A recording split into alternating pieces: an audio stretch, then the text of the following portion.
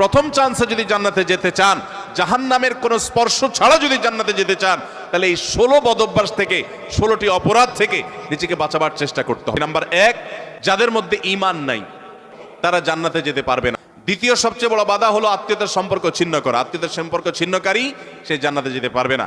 তৃতীয় বড় বাধা হলো যারা চগলখড়ি বদঅভ্যাস আছে, এই রোগটা।